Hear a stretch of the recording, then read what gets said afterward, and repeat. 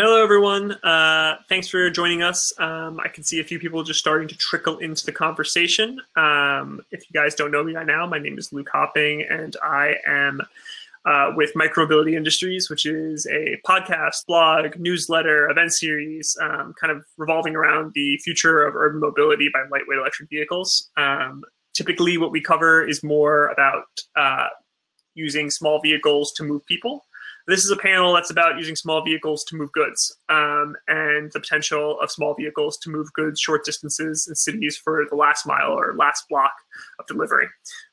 We have just a phenomenal panel here that I'm really excited to introduce, including Mina from Zoomo, Ben Morris from Coaster, and Kelly Rula from Seattle DOT. But first and foremost, I want to introduce Michal Nakashimada. Michal is going to be the moderator on this session. You may know him as a project manager at Ride Report, which is a sort of data platform for cities to manage micromobility solutions. He is also the editor and publisher of a just dirty rag tabloid called Movements. Really just bottom of the barrel kind of thing you pick up at the grocery aisle. No, I'm playing. Movements is a great newsletter. I'll drop a link to it in here. It's where we get basically everything you read in the micromobility newsletter. So if you subscribe to that, you'll have seen all the news before ours comes out. His comes out Friday. It comes out Tuesday. All right, guys. Best of luck, and I will let you guys take it from here. Michal, it's all you. Thank you, Luke.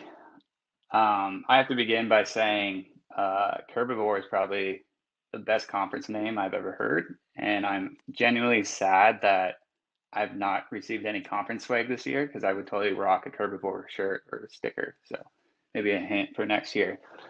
But thank you to Herbivore, Luke, Jonah, the whole team for putting this together. I'm really excited for this panel. I've talked to all these folks last few weeks, and I think we are going to have a really fun discussion here.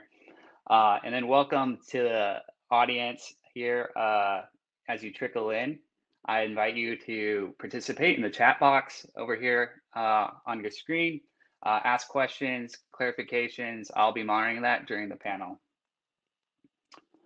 And I think we're the last panel today, and I don't know if it was intentionally, they saved the best for last, but we'll try not to let you down here. So as Luke said, the topic today is small vehicles for small trips, delivery for the last mile. So we're going to be exploring the frontiers of kind of the micromobility, cargo, freight, and last mile delivery here. But before we start, I really want to set some terms and definitions and get those out for everybody to understand. So first up, what is last mile delivery?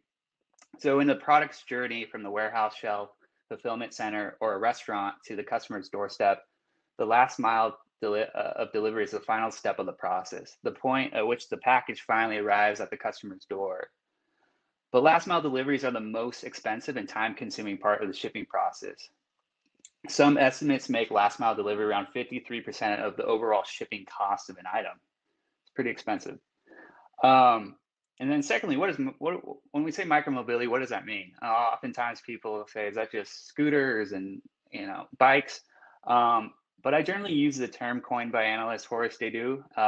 Micromobility is electric vehicles made for utility under 500 kilograms. And we can think of e-bikes, cargo bikes, tricycles, golf carts, all these new form factors coming around that can conform to smaller spaces in cities and especially bike lane infrastructure.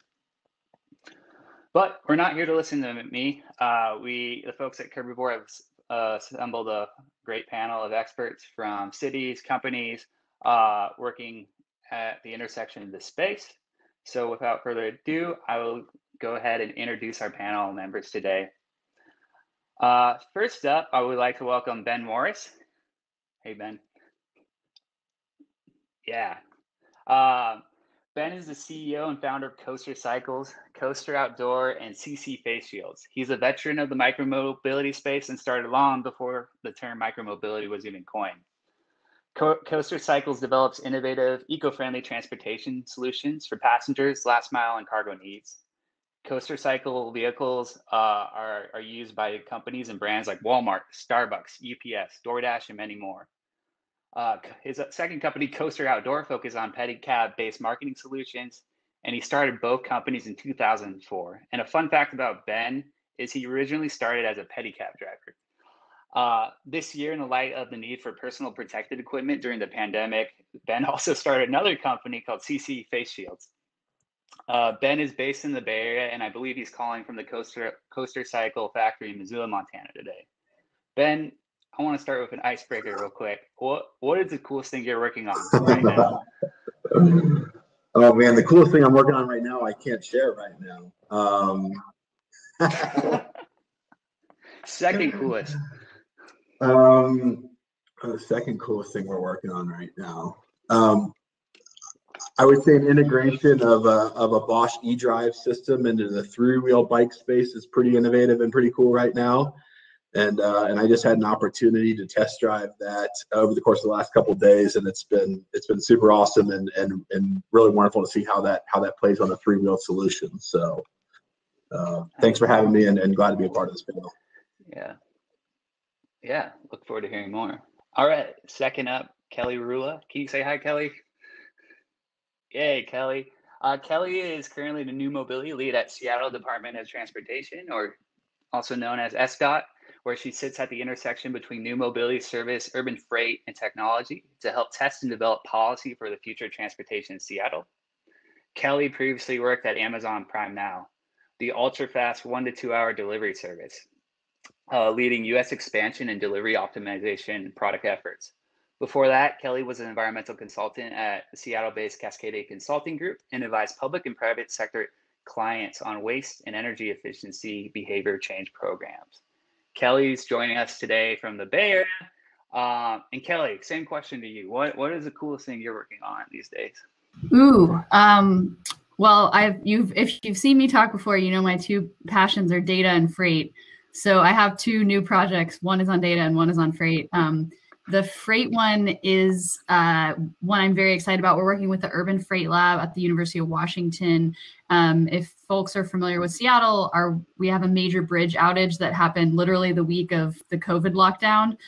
So we've put a lot of effort towards that at SDOT of how do we move people better. But this project will be focusing kind of for the first time on what we're calling freight TDM, so freight transportation demand management. How can we understand freight patterns and how they've been affected, and how can we kind of do some pilots and implement some strategies to reduce VMT and congestion because of this major outage. And we're focusing on carriers like package and e-commerce, and then retail side. So I'm really excited about that. Yes, I'm excited to hear more. All right, and lastly, Mina and Nada, can you wave to the audience? Hey, Mina is the co-founder and CEO of Zoomo. Zoomo is an electric bike platform marketed at delivery couriers and gig labor. They work with a lot of the delivery companies in the space. Zoomo, congrats, just recently raised $11 million Series A. That's very exciting. Mina started the company in 2017 as Bolt Bikes. And before that, Mina was formerly the regional general manager of Australia, New Zealand, and Southeast Asia for dockless bike share pioneer Mobike. He was also the GM for restaurant delivery company Deliveroo and was a consultant at Bain before that. Mina is calling us from Sydney, Australia. Morning time for you.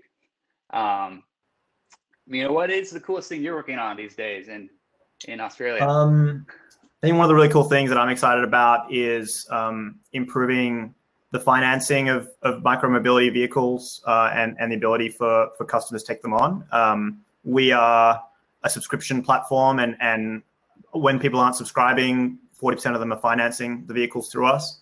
And so we're about to roll out some new and improved credit checking capabilities based on data that we're getting from Uber Eats and DoorDash and those guys that allow us to take a lot more risk on people than they could traditionally get. So I think in traditional automotive world, financing is really critical to finance those vehicles. And obviously micromobility vehicles are more expensive than an iPhone. So this is something that we're pretty keen on in terms of expanding the accessibility of these vehicles. Awesome. Well, let's get started. And Mina, I'm going to turn it right back to you with this first question. as I just said, you just recently raised a sizable Series A during the pandemic. Why does micromobility make sense for last mile delivery? Why would a company, courier, on-demand delivery company, switch from using a truck or car to switching something like a e-bike or a tricycle?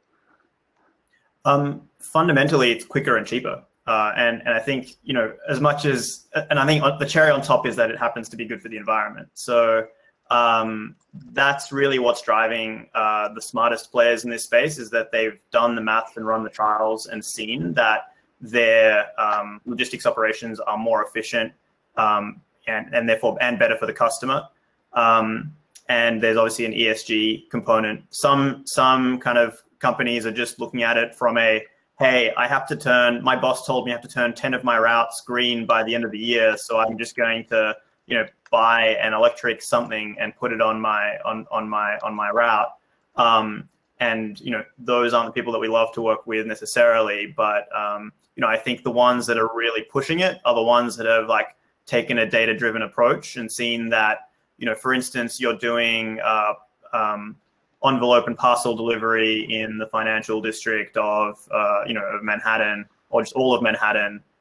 You're much better off doing that on an electric bike compared to a van. You get, you know, I think there was an article in New York Times that said that UPS and guys clocked up something like $10 million of just parking fines last year.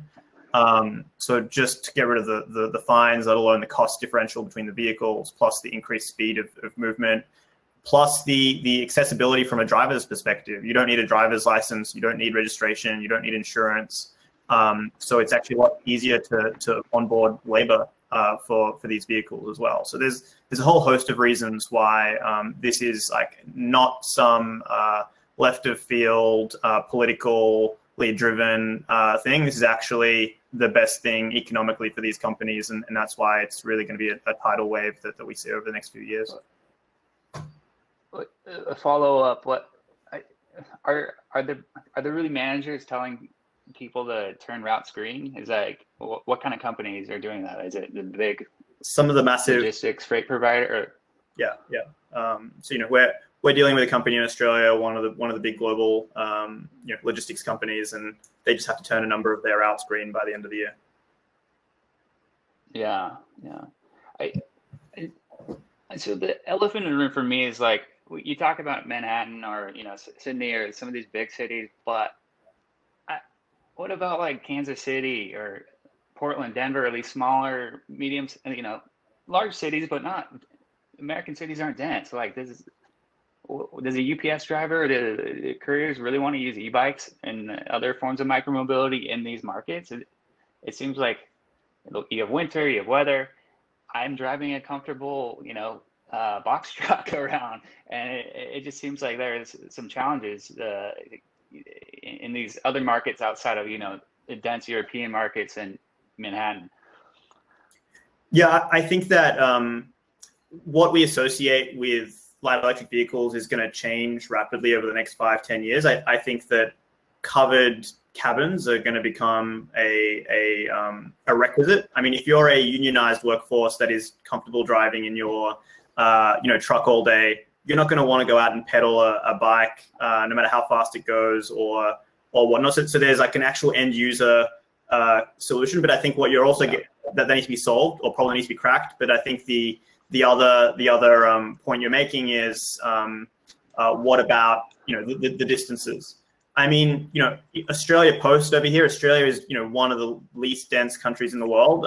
Just committed to buying last year, I can't remember, I think 100 electric vehicles from a Swiss company called Couriers that does, I think, three-wheeled moped style vehicles. They can go 55 kilometers per hour. I think that's like 30 miles per hour. And, you know, that's for a lot of deliveries in the suburban areas. So I think what's fortunate, say, in the United States is that an e-bike doesn't need to be registered, you know, up till 25 to 28 miles per hour, depending on the state. And actually, that's a lot of deliveries as well. And that's a lot of the population that's covered. And then, you know, you go above that, you know, you can still register the vehicle as a moped, and it can go even faster and service it. I think at that point, the question is Is it a bike? Is it a car? What is it exactly? And I think there's a frontier there that we haven't really, nailed. Well, we can nail it in this panel. So, Kelly, similar from a city perspective, what are the benefits do you see of shifting vehicles from, your traditional FedEx, UPS, or like DoorDash, couriers driving cars to micromobility or cargo bikes? I know Seattle's done some pilots around this area. Is there a real benefit for the city of Seattle? Ooh, don't hold me to that. We haven't proven it out yet, but I think there's a benefit. I think, kind of building off the first question too, why does micromobility make sense for last mile? Something that we're observing, not just the cities, but if you look at the businesses, logistics networks, their sort of typology, their footprints have moved closer and closer into urban environments. Whereas, we used to kind of think of the warehouse districts as on the fringes of like regional metros. Those are now becoming, you can go to a CVS or whatever and pick up your Amazon package, et cetera. And you can imagine that this is like all moving in towards our cities. And so the location of the packages, so to speak, are getting closer and closer to the final destination, which is, again, a nice nexus with micromobility. You don't need the range. You don't need maybe the kind of batching volumes that you would have seen previously. And especially with the rise of e-commerce and also grocery pickup and all of these fun things that are happening. So yeah, we see that there's been a big shift, and what's cities' role to respond to that shift and try to again, create kind of the incentives and regulatory environment where we can start to nudge and push these kind of shifts. I feel like it tends to be grounded in the climate conversation at first around climate goals, which is where a lot of it's happening in Seattle for sure. But I think as urban freight and urban goods movement becomes a more like popularized concept, especially with planners and working in governments, I think there will be this deeper understanding again of like what the network actually looks like and where we can better nudge towards right sizing of trip purpose to mode type, right? Yeah. You touched on something interesting around the warehouse. Like, there's more fulfillment centers now coming in closer to the city, and I think one term I've heard for that is called micro fulfillment centers, where you'll start seeing dark kitchens or cloud kitchens, cloud grocery stores, where they buy distressed real estate and then turn it into the little fulfillment center for a few square kilometers, miles around. Is that something you're seeing in Seattle, and is the city kind of thinking through that, like how that's going to work logistically with the providers, or is that something kind of more farther off? Yeah, it's a great question. I've been especially in the start of the pandemic, my kind of cynical, unfortunately, brain was like, oh, the restaurant industry is going to completely collapse and it's all going to be ghost kitchens. And luckily, I think we've seen all the creativity that has saved a lot of restaurants from that fate. But it's definitely something that is getting more attention. And I think it will be interesting to kind of see in the next year to 2 years how potential retail shifts in our kind of neighborhood villages might shift to more of the distribution centers of packages and these like ghost kitchen type concepts. But I would say we don't have an active portfolio on it, but it's definitely something I'm going to be keeping my eye on for sure. Yeah.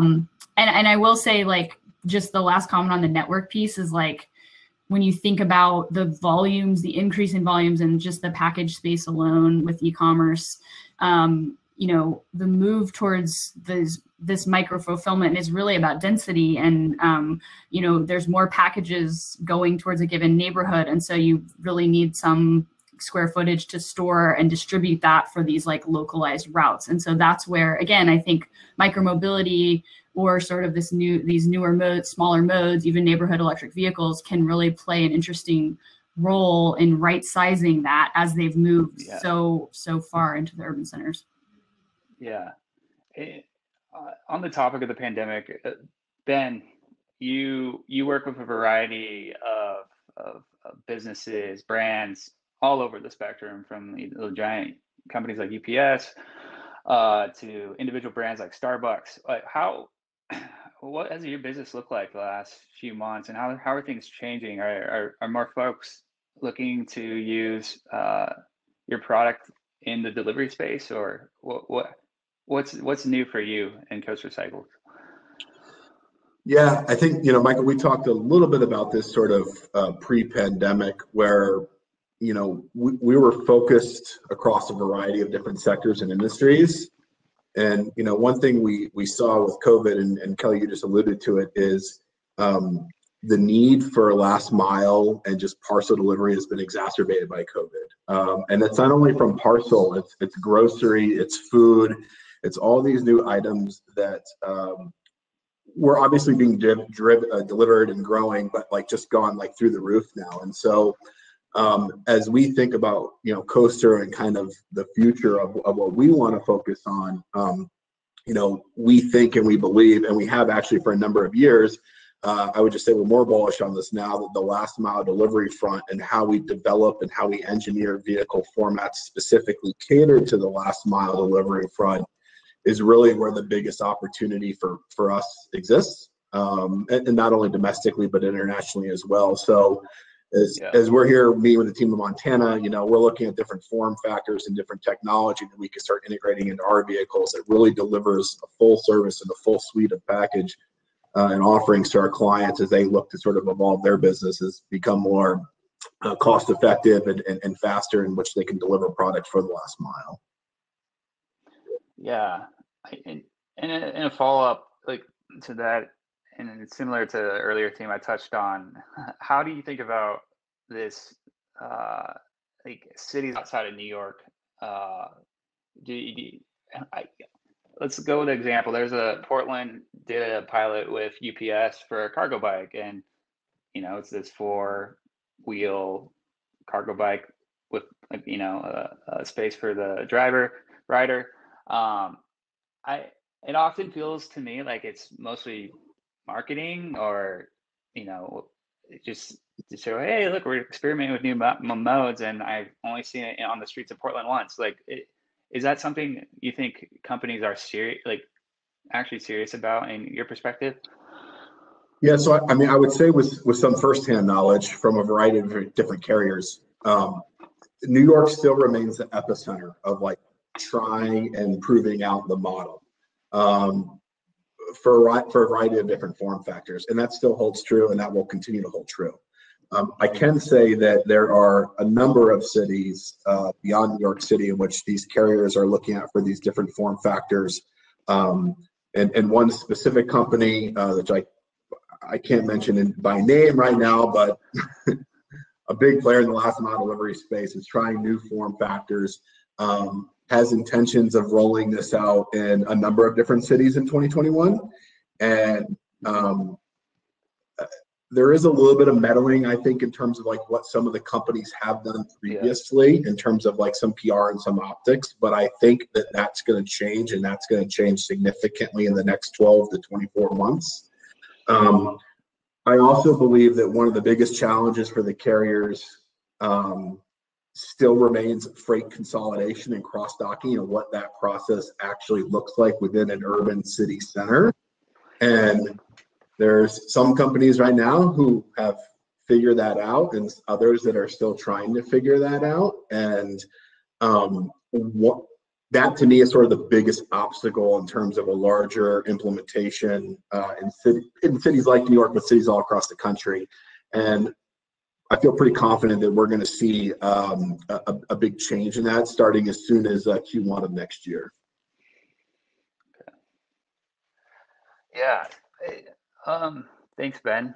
I want to shift a little bit and focus more on what if we're going to have last mile, micromobility deliveries in cities. What do we need to do as cities around infrastructure, around hardware providers and operators? And Kelly, how can cities, or how can you reorganize curb space and bike lanes differently to support pickup and delivery by couriers on micromobility devices? Is there much of a difference between that and creating pickup drop off zones for regular, car deliveries? Yeah, I'm gonna refer back to New York as well. I think they've done some really interesting stuff with their cargo bike pilot, which is, I mean, to call it a pilot is, I guess, because of the time, but it's very large. And they've done some really interesting stuff around reallocating curb space for the cargo bikes to park, and even for some charging and some like longer term storage, which I think is really interesting. For those of the folks that work with cities, you know that we're a little slow to implement. So, a great example of that is, I would say there's a lot of things that have happened in the last year or so around like TNC, Uber, and Lyft loading zones, but they've been around for like 10 years. So you can imagine that I do think there's going to be an interesting space around how we, already seeing it from COVID, like how we were able to be a little more agile and nimble.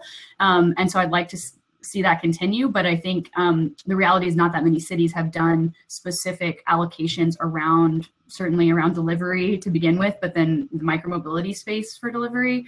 And I do think it's a really interesting opportunity for cities, and you could do it in a temporary kind of lightweight way that you've seen a lot of the food zones and things that have gone out for COVID. So I'm optimistic that we're going to see some more piloting of curb space for that purpose. I think charging gets a little tricky. I'd be curious to hear, if we're talking about electric charging for the devices, kind of what the private sector folks have to say about that. I don't personally feel like that's the best use of public right-of-way space for a number of reasons, but I'd be curious to hear what others have to say about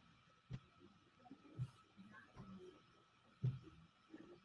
Mina, do you have, on the private side, like on the hardware side, I often think about, I was in New York City like February, right before the pandemic, and you see all the cargo or e-bike delivery couriers around, and I'm just like noticing the user experience of like getting off your bike, trying to find a sign. There's a lineup of people.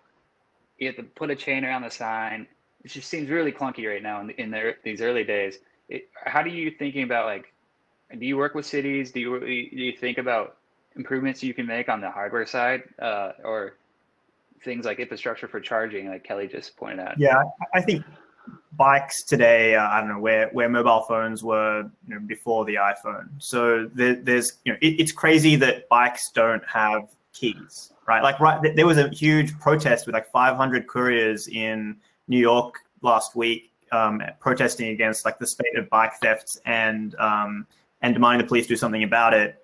But the reality is that bikes were made, your $200 bike from Kmart, it's not a huge deal if it gets stolen. But once we're talking about, over $2,000 vehicles, then, it should have a key. And so that should prevent it getting stolen. And as a starting point, it should be able to be immobilized.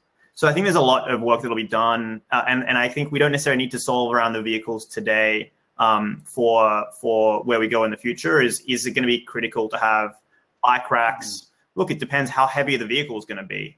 If they're 10-kilogram vehicles, then yeah, you want to tie it to something. But if it's a 100-kilo, again, trying to think in pounds, I don't know, 200-pound vehicle, do you need a bike rack to weigh to? No, nobody's going to lift that thing. If it has an immobilizer inside it, then it's not a big deal.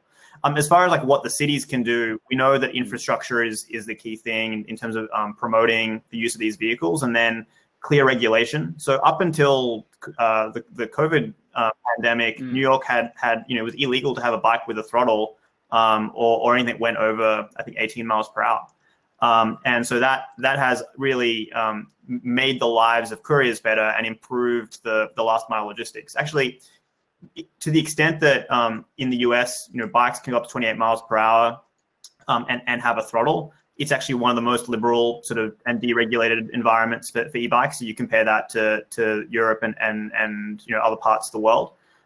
So I don't think, so I think right now it's at the forefront. And then I guess the next question in terms of charging infrastructure that was brought up. The reality is that if you're using bikes, they don't need as big batteries as cars. The technology is getting better, charging is getting faster. You can a lot of the time charge these vehicles out of wall sockets. But again, maybe my head right now is where the bikes are today. As you move to to 300-pound vehicles and 400-pound vehicles, and the demands on the vehicles increases. You might need better charging infrastructure for those things, but at the same time, the charging technology is getting better, and the speed with which you can charge one of these things at home might get faster as well.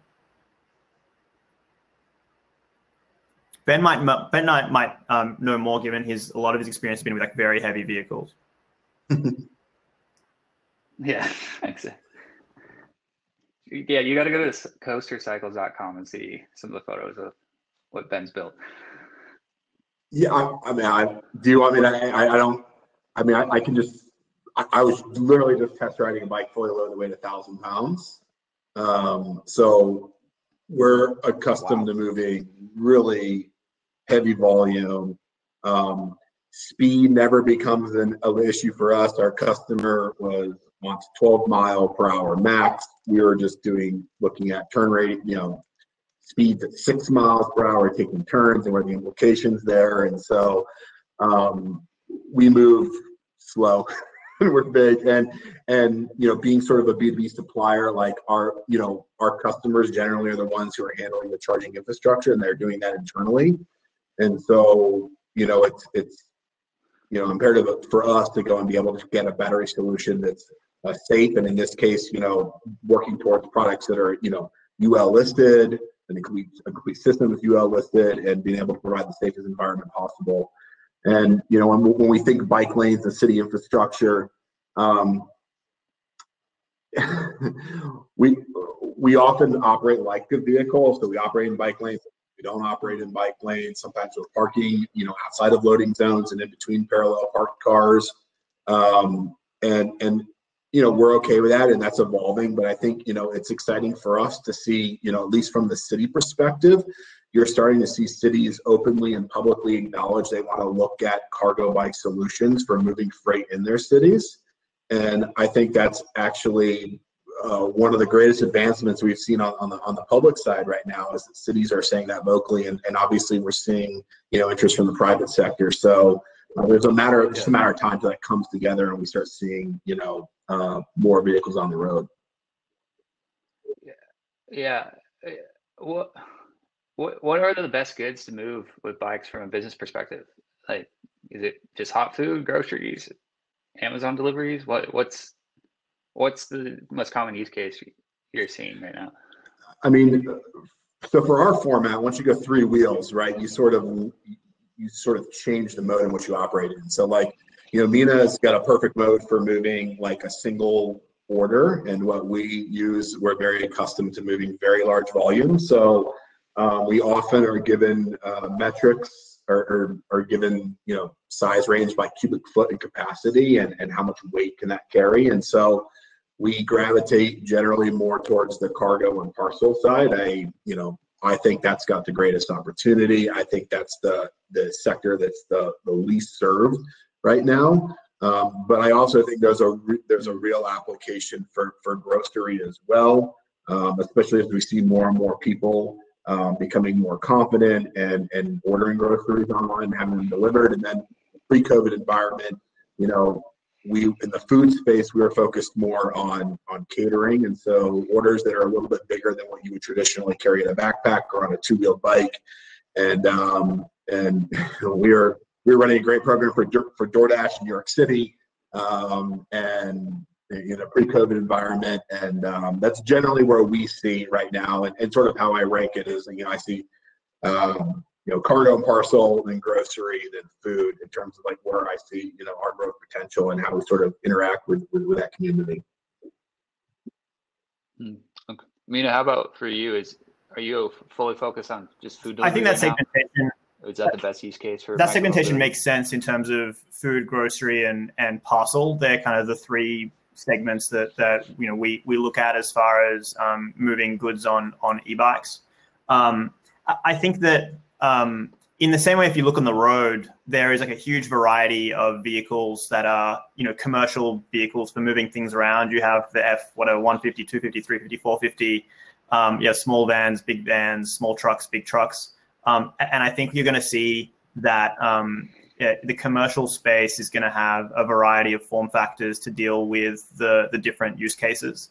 And then there's going to be even like a miscellaneous category that is like, I'm a farmer, I'm a bee hive manager, and I want to move things around my area, and this makes a lot more sense than buying an F-150 to do that.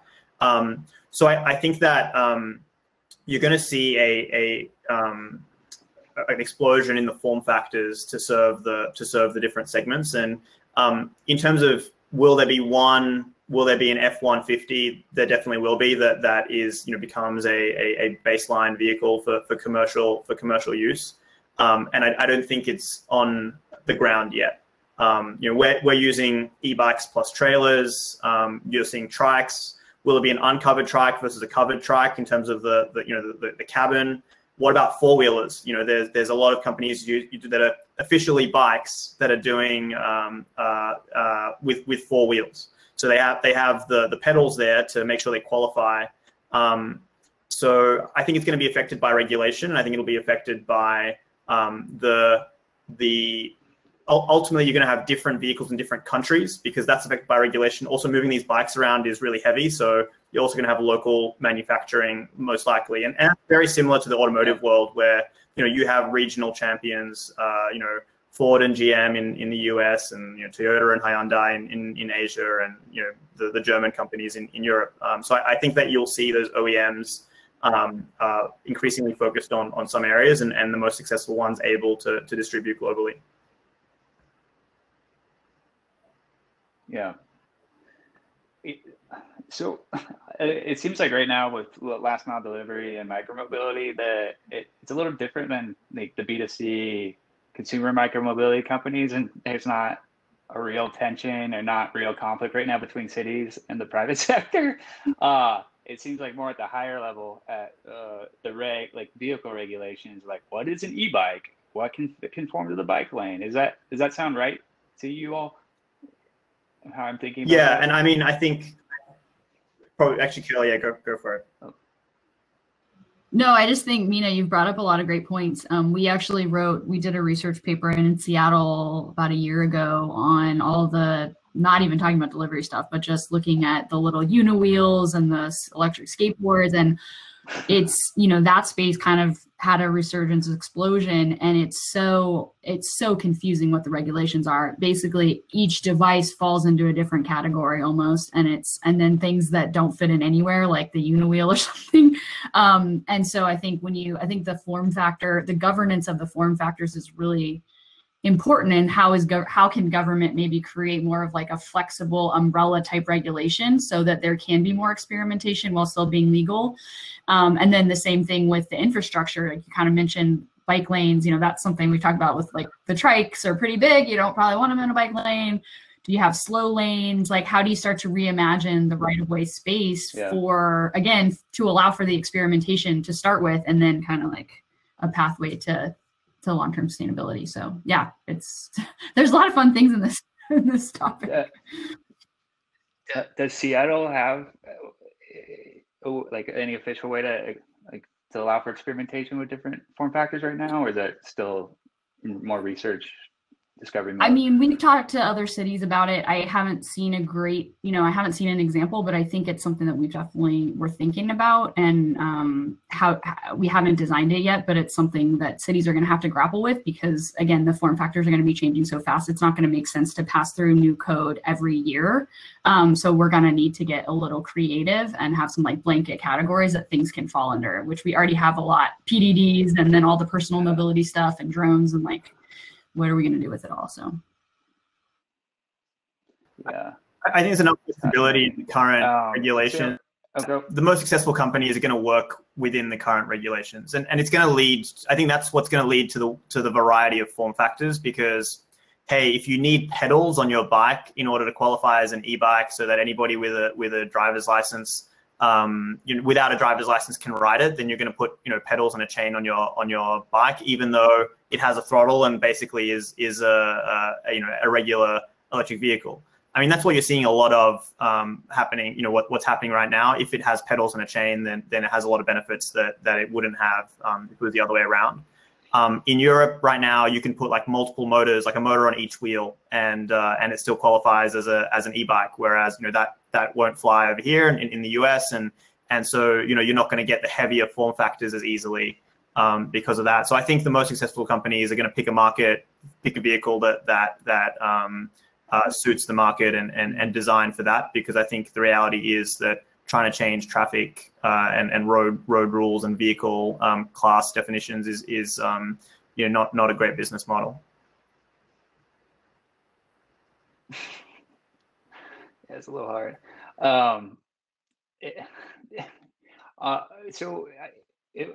With looking at how, you know, the biggest challenge is not really on the regulation side and, you know, city side. What Mina or Ben, like, what is your biggest challenge in this space right now? Like, what is it?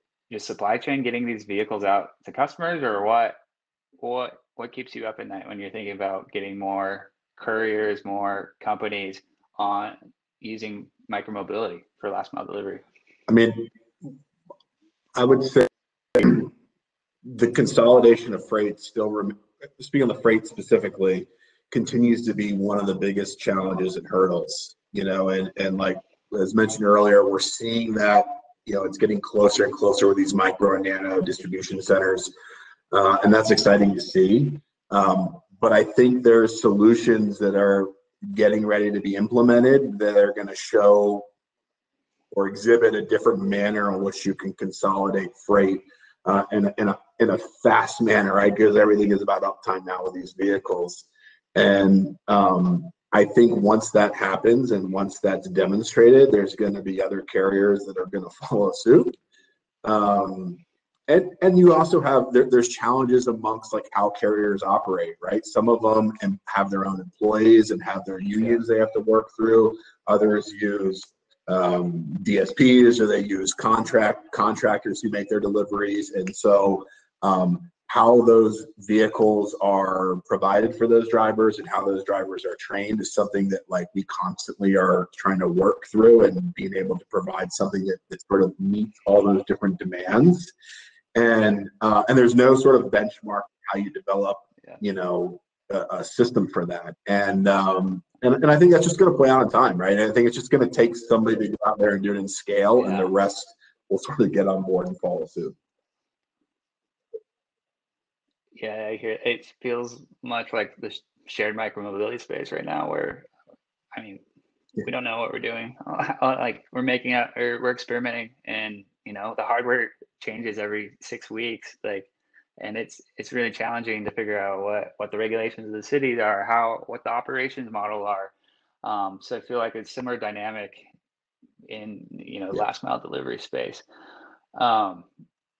In the audience, I'd love to encourage more questions. I'm going to get to them in a second, but for Mina, what is the best way to get more e-bikes into the hands of couriers? Is it working B2B, or going directly to the courier themselves, or working with like government subsidies, incentives?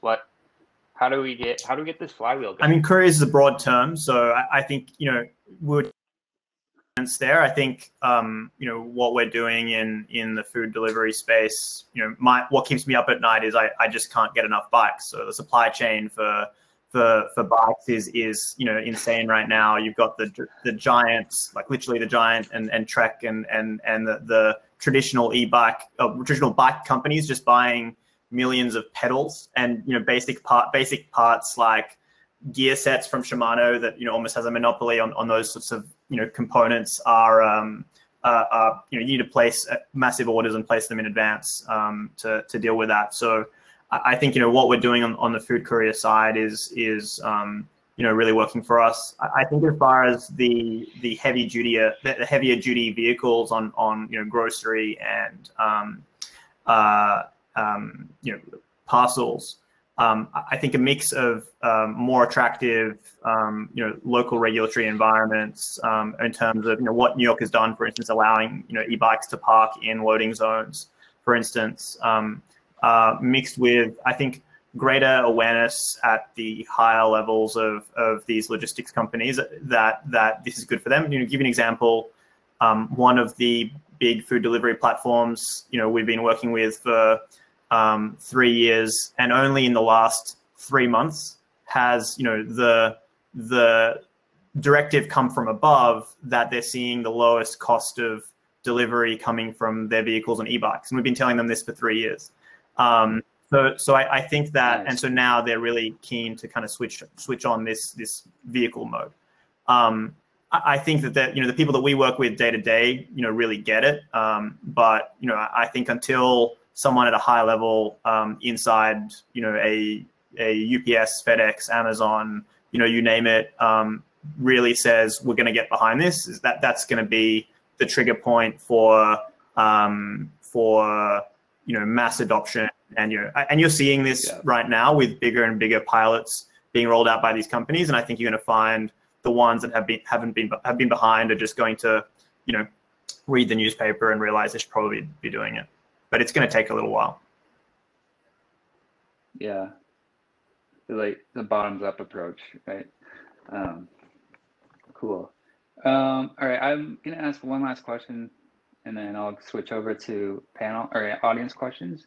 There was a recent New York Times article, I think, Mina, you might have alluded to this, but it said Americans still want to drive to stores, even if they do the curbside pickup on e-commerce, you know, on the website or app. And Target, American, you know, the large retailer here in the U.S., has said that its order pickup and curbside services at its retail stores cost the company about 90% less on average than fulfilling orders from a warehouse. I'm thinking that must be true not just for Target, but for the other big box retailers in cities. Are we going to see, you know, drive-throughs from, you know, restaurants to now big box retailers kind of crowding out our cities, our parking lots, our streets? Like, I was driving in LA or walking in LA a few weeks ago, and just the spillover from the drive-throughs from In-N-Out through McDonald's, Chick-fil-A was stark, you know, from before, pre-pandemic, after pandemic. How Kelly, like on the city side, is that something you're thinking about here? Like, is there going to be a conflict at the curb with cars and curbside delivery, and how could micromobility play in that? Yeah, talking about the pandemic and behavior changes back to single occupancy vehicle driving, and that's a whole nother multiple hours, but definitely something that cities are thinking about.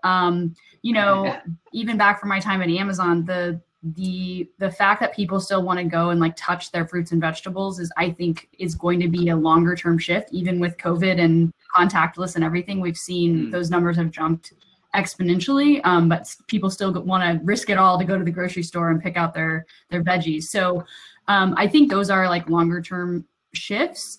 So it's about, you know, from a city's perspective, it's about balancing what is the right here and now, what is this, what are the persistent behavior changes and shifts that we need to start preparing for now, such as just increase in e-commerce and grocery overall. And I think not discouraging click and collect, which is, you know, picking up at the curb. I think there's a lot of data that hasn't been, you know, shared from companies of like, is it really more efficient? What kind of trip chaining do you actually break even if you're already out with the kids and blah, blah, blah. If you just stop by, is that really worse than ordering a delivery? Probably not. And so we need to kind of continue to dig in on these things, but kind of to the form factor discussion, there's going to continue to be all these different ways, and we need to figure out how we're going to fit it all. And I do think pushing people to get into different form factors and smaller vehicles is something that we have been pushing before the pandemic, and we're unfortunately probably going to have to put a lot more time and energy after the pandemic. It's a good thing. I think that you can't change people's desires and wants. You've got to give them a vehicle or a service that they want, and it's really about how do you make them do that, or how do you encourage them or incentivize them to do that local trip to their local In-N-Out, you know, on an e-bike, and maybe it's got a basket, and it's, you know, and I think from where we are at Zoomo, we've made a heavy duty e-bike that can take up to, you know, 400 pounds of load on a trailer, but it's also in a small enough form factor that you can use it as an individual. And a lot of couriers use it for both, commercial purposes as well as personal, purposes. I think that the solution to these problems is actually in the consumer space, moving people into smaller form factors. And that's happening already. I mean, the reason that, bikes are exploding is because people want to do these local trips and don't have to deal with the parking at the Walmart and that kind of thing. Yeah. Yeah, absolutely. Let's move to audience questions. So for Mina, is rental and rent-to-own a profitable arm of your business, or is it primarily promotional? That's from Adam. Yeah, I mean, if you look at, again, in the automotive world, like, a rental is a high margin, product, and then a financing is the next level of margin, and then the lowest margin is an outright sale. So that's the way it plays out for us.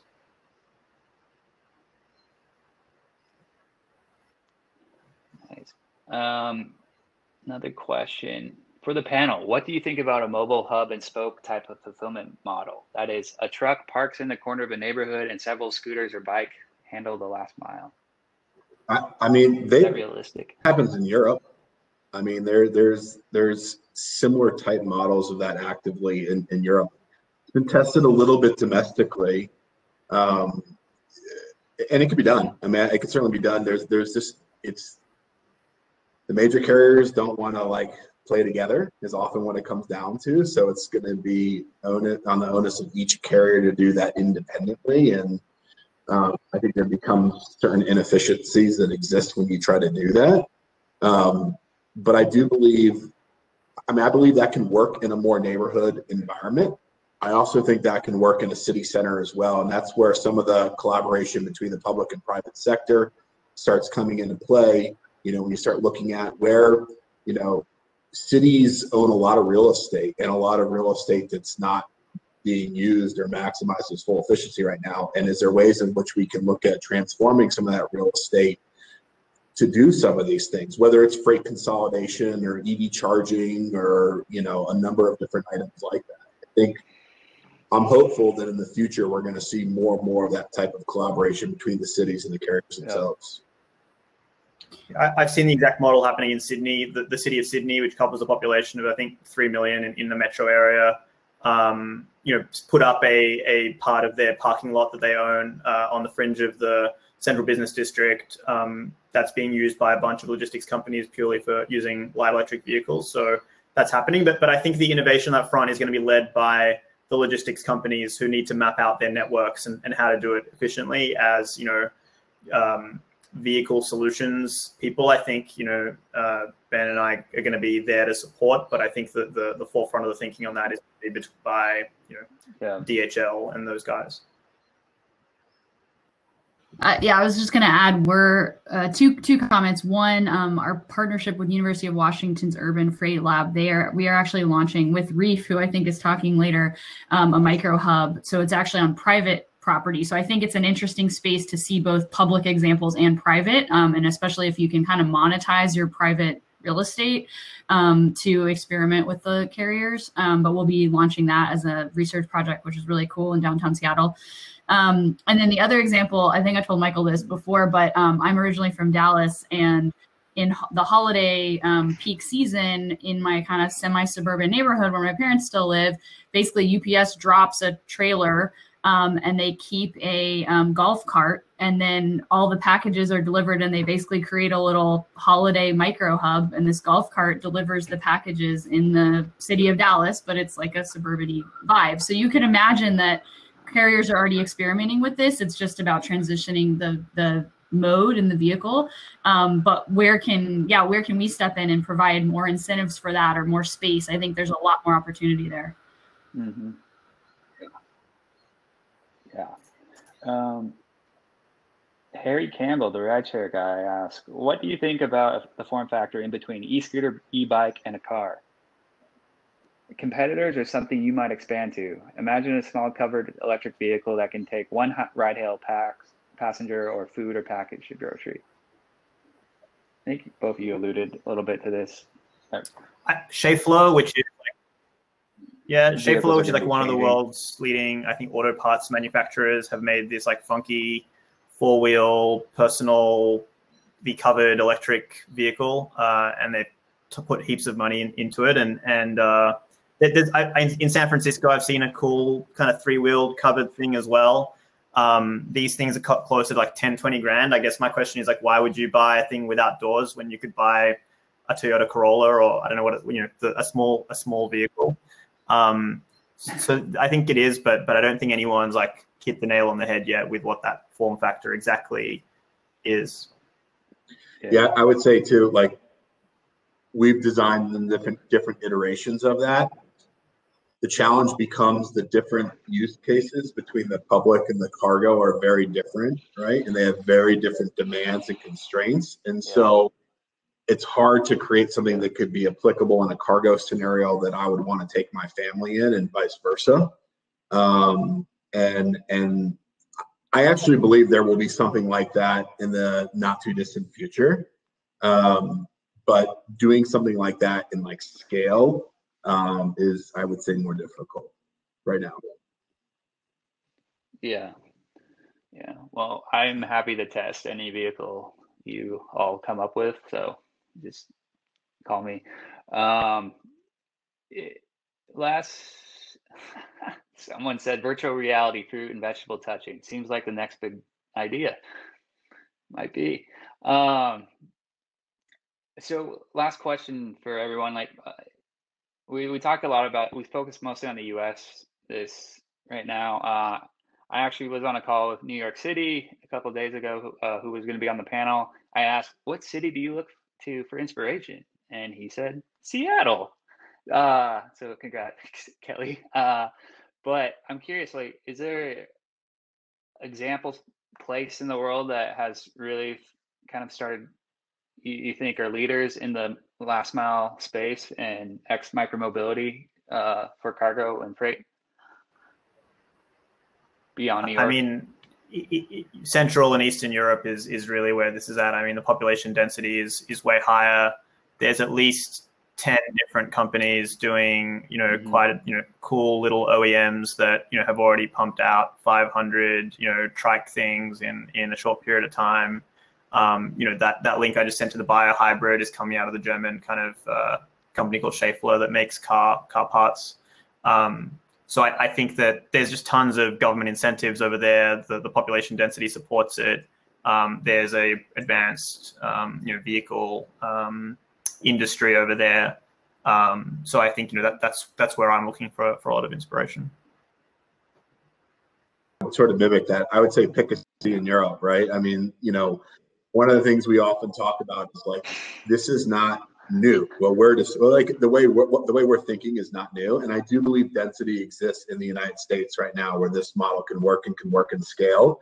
But I think it's just getting the commitment from, the private sector and the public sector and the manufacturers as well to kind of cohesively put a program in place. And yeah, I mean, it's as Mina said, we're seeing it all over the place, and they're doing it really well. And I think, it's just a matter of time before we see it here, starting, as we said, likely in New York or definitely in New York, and then growing from there.